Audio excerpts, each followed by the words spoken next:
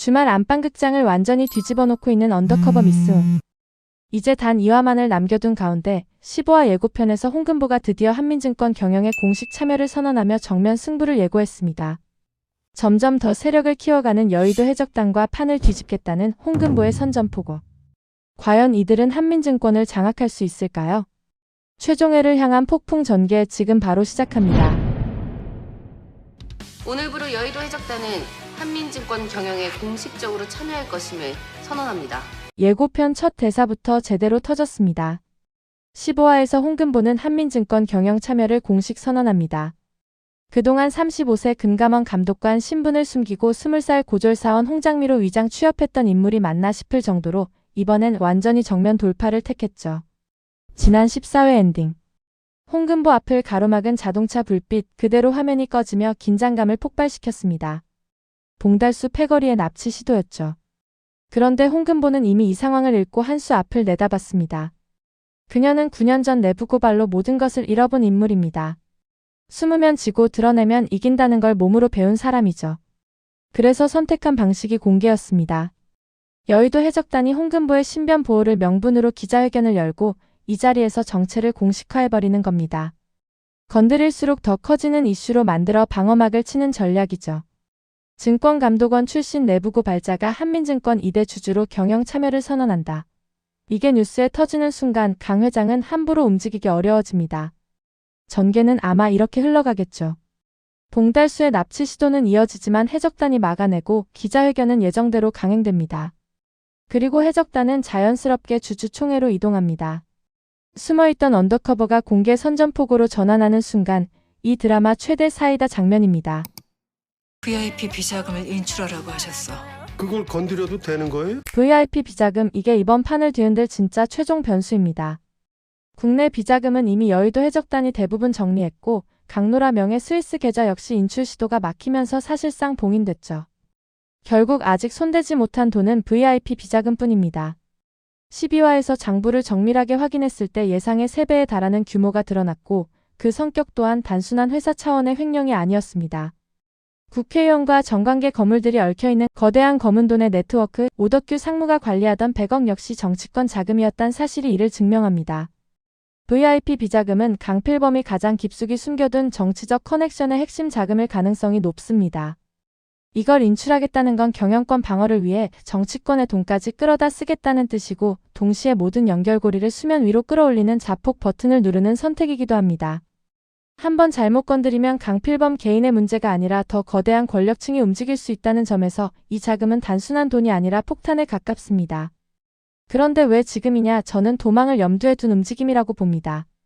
주주총회에서 해임될 상황을 대비해 현금을 확보하고 해외로 빠지거나 마지막 반격을 위한 실탄을 마련하려는 계산이겠죠.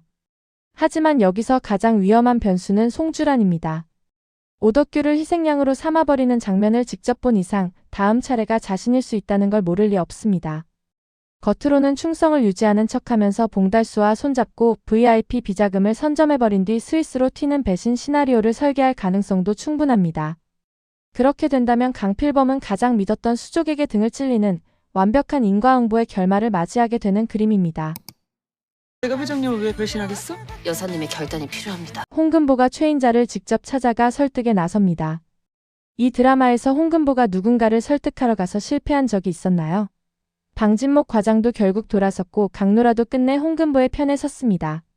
최인자를 움직일 카드는 이미 14화에서 준비돼 있었죠. 강 회장이 강노라 얼굴 팔려서 유괴당했던 거 잊었냐며 최인자를 면박 주던 장면입니다. 자신의 딸이 유괴됐을 당시 돈이 아깝다며 몸값을 망설였던 인물이 바로 강 회장이었고 그 유괴 사건의 배후에 봉달수와 송주란이 얽혀있다는 정황 또한 14화에서 드러났습니다. 만약 홍금보가 최인자에게 강 회장이 당신 딸 유괴 사건에 관여했을 가능성이 있다는 결정적 증거를 들이민다면요. 그 순간 판이 바뀝니다. 최인자는 오랫동안 강 회장 옆에서 정치적 계산으로 움직여온 인물입니다.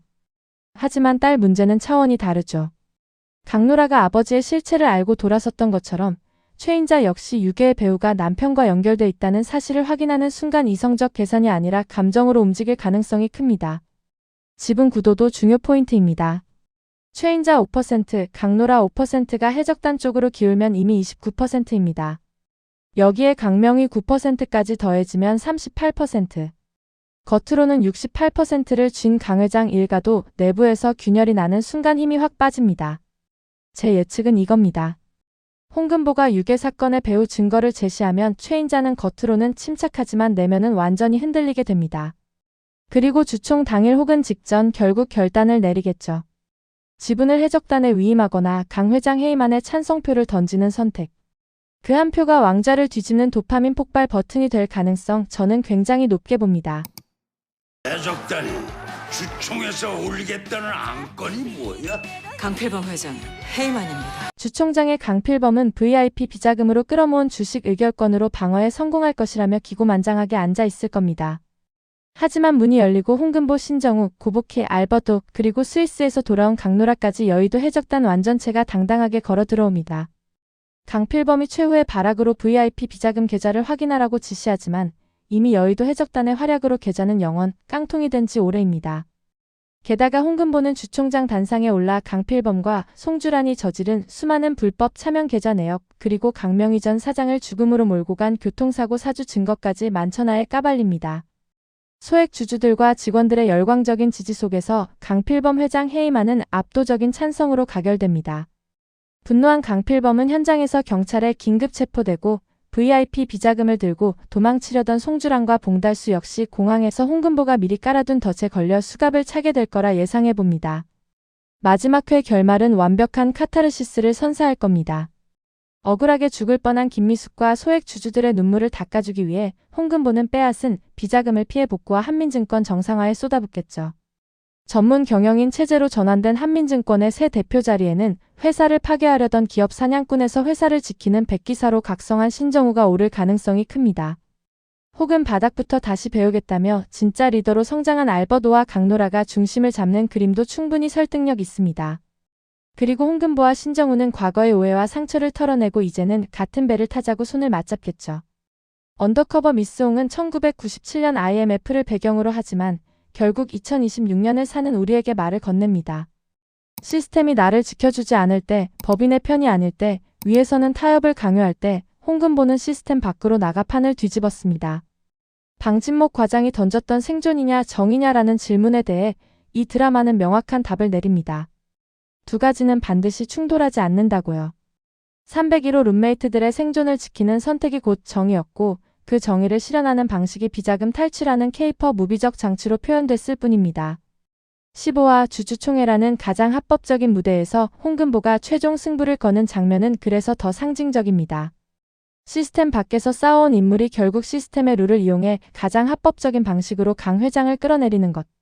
그게 이 드라마가 처음부터 설계해온 결말의 방향이라고 볼 수 있습니다. 영상이 마음에 드셨다면 좋아요와 구독, 알림 설정까지 부탁드립니다.